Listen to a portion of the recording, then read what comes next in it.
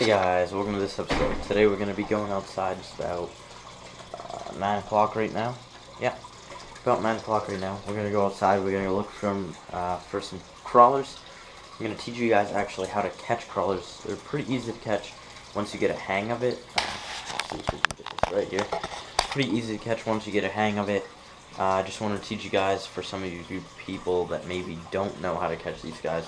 It is raining outside, so I was thinking of putting the waterproof on, but I'm going to be going like this the whole time, and you guys are going to be on the chesty, so my hood is pretty much going to cover most of that. So that way we can get better audio in this video, and you guys will be able to hear the steps, or what I'm saying to you guys throughout this video.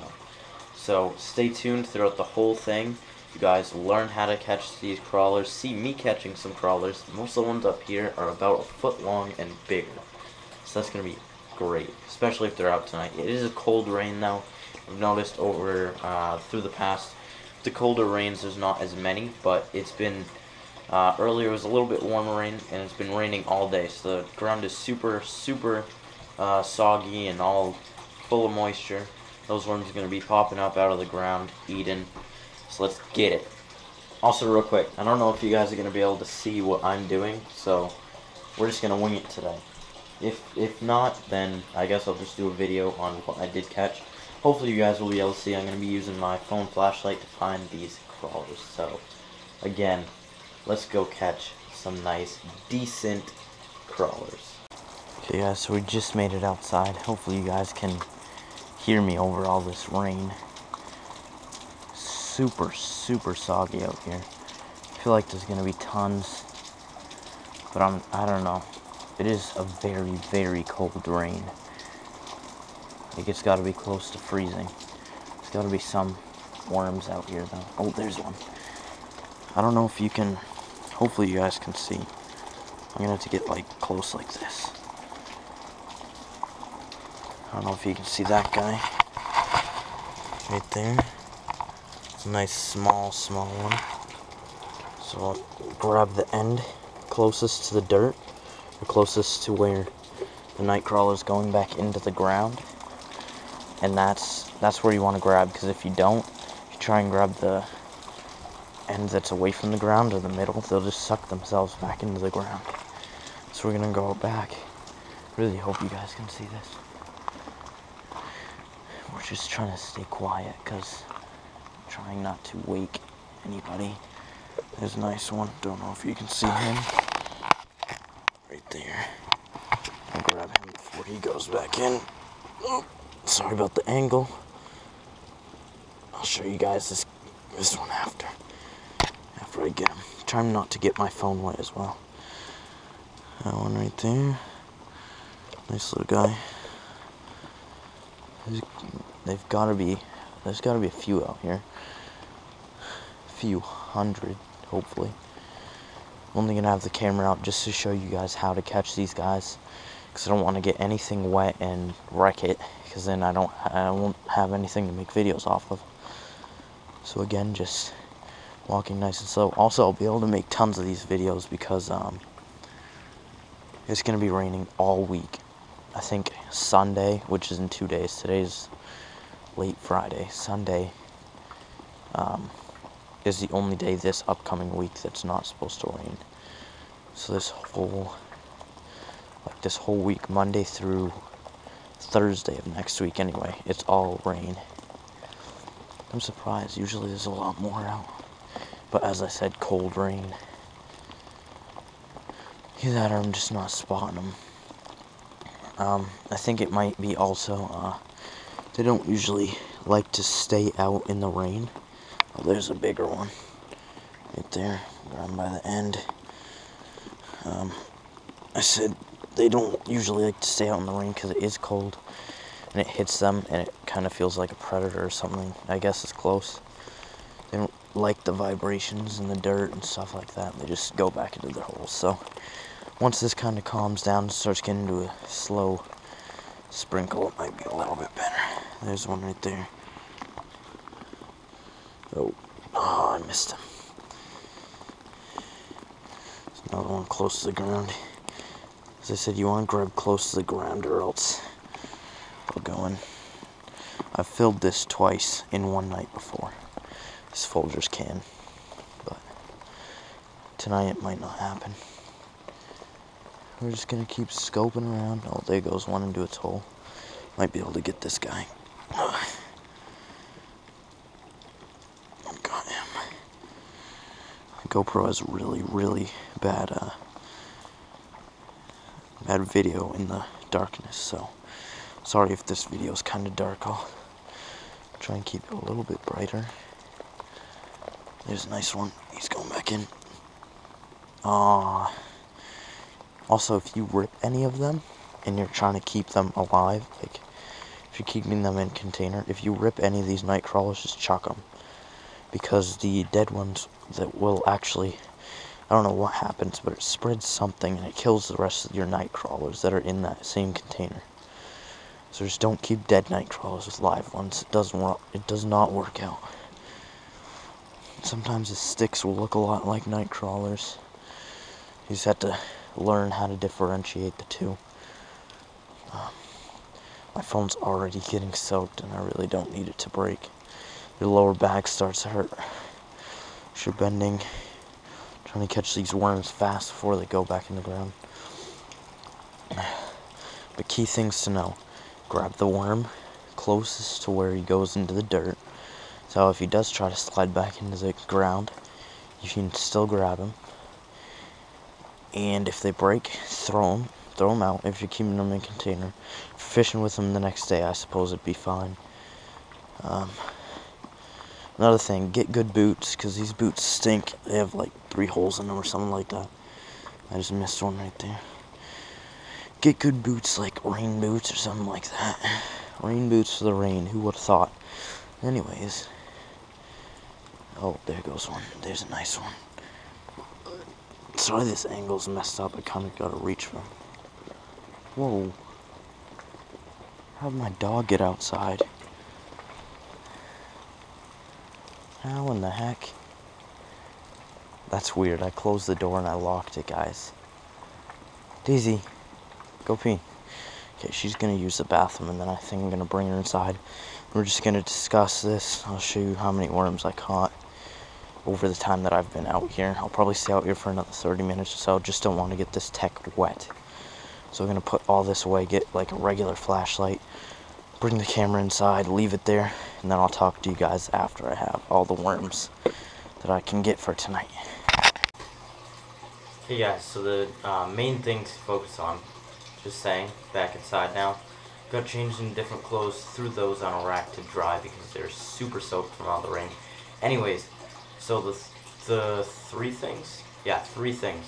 The first one, when you see the night crawler, grab them at the end closest to the ground, because most of the time, I haven't seen too many that are fully out of the ground. Most of the time, there's a little tiny section of them, probably about an inch or 2, that is still in the ground, and then the whole rest of like 7 or 8 inches of the worm is on the outside of the ground, eating, foraging for stuff. But when you walk towards them, make a vibration on the earth, they will suction, or they won't suction, they'll like move so quick back into the ground that you can't even react, okay? And I've had this happen to me hundreds of times by now. But you want to try and grab the closest end to the dirt, because then you have more leverage on that little tiny bit that's in the ground, other than if that thing sucks. If you grab it at this end and it brings itself all the way back into its hole, then you only have this much to grab, and then you had to pull the whole worm back out of that hole without snapping it. So that's the first one. And the snapping part, if you're bringing a worm up and it snaps, just throw it. Just throw it away. Something else will find it and eat it. It's not like it's going to waste. And if it does end up just staying there, sitting on the ground, it's going to decompose, become all rotted, and other worms will eventually eat it. Now, what I've found is when I put a dead worm, or I don't put dead worms in them, but when I find dead worms in my bucket, I just take them out immediately, chuck them. And if you don't, then it will kill the rest of the worms. Even though I just said it's going to decompose, well, out in the wild, there's a lot more space than in just one enclosed area. And I don't know, I have no idea what it is. It might be a disease, I don't know. Maybe they do eat the worm and it's just something inside of them, it just kills them, but when you have a dead worm with live worms, it does not end well. They all will die. Anyways, that was the second one. Third one that I don't believe I mentioned in the previous part of the video where I was outside is don't yank on them, okay? So, I actually had this happen to me when I was out there. You grab the worm, even if you grab it closest to the ground, it's almost the whole body's out. Don't just pull straight up and like yard on them, okay? Because that will just make them snap even more of the percentage of what you're grabbing for night crawlers anyways. So don't just yank it out. Especially, you gotta kind of examine where they're gonna be headed back into their hole. And sometimes their hole won't be straight up and down. So you're gonna be pulling straight up and the hole could be directly slanted like this and you're just gonna snap it. It does not work out like that. The tail, or the back end of it actually has like little tiny like ridge type things on the end of it to grip into that ground so they won't come out easily. But if you pull at the angle that it is, so if you grab the worm and you actually examine the hole, don't pull it up, you pull it this way, it'll come out a lot easier. It'll just slide right out. So that's good. Those are the three main steps to catching night crawlers. We're going to be catching them all week this week. It's going to be great. I already have about 1,000 in a 5-gallon bucket out there. Probably need to separate. I'm going to get a few other 5-gallons, put some more worms in those. Just that way they don't die. If you keep too many worms in one bucket, they will start to die. I believe it's just, I don't know. That's like keeping 10,000 kids in this small little, in my room. Anyways, so I just wanted to show you guys what I caught in 10 minutes when I was out there. So, also, if you're spending $250 or $350 on 12 worms, just wait for a nice rainy night.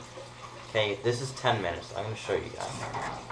This is 10 minutes of being out there actually trying to catch some worms. So there's a few. About half the Folgers can. Probably about 70 night crawlers right there. So those are all good, decent sized worms.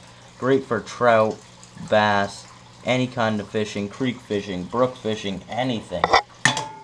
Whoa. Most fish eat worms. Most fish. Not all of them, but most fish. I don't think I've ever seen a pike eat a live worm.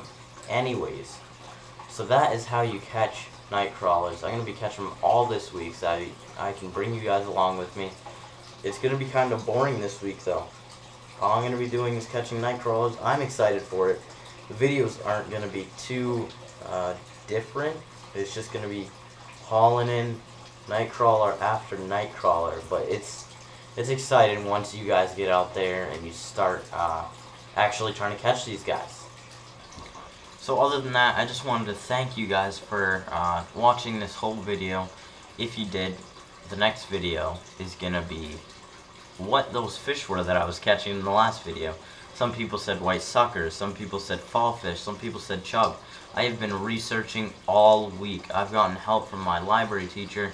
She is close to a biologist, or she knows a biologist, and she actually cares for bees and wildlife and stuff like that. I asked her about the differences, and we still haven't found out the difference between fall fish and the chub, even though, you know what, we're going to get into this next video, and we're going to see all that, and then hopefully we'll be able to determine what is the fish that's in my fish tank, because I actually caught one of those fish, brought it home, stuck it in the fish tank, so we're going to see what it is finally, just to end all of this confusion, hopefully anyways. Thanks for watching this episode, hope you guys liked it, hope you guys liked the tricks, the steps to catching night crawlers. If you have any suggestions for further videos, comment down below. Like the video if you liked it. subscribe if you aren't, and I'll catch you guys on the next video. See ya.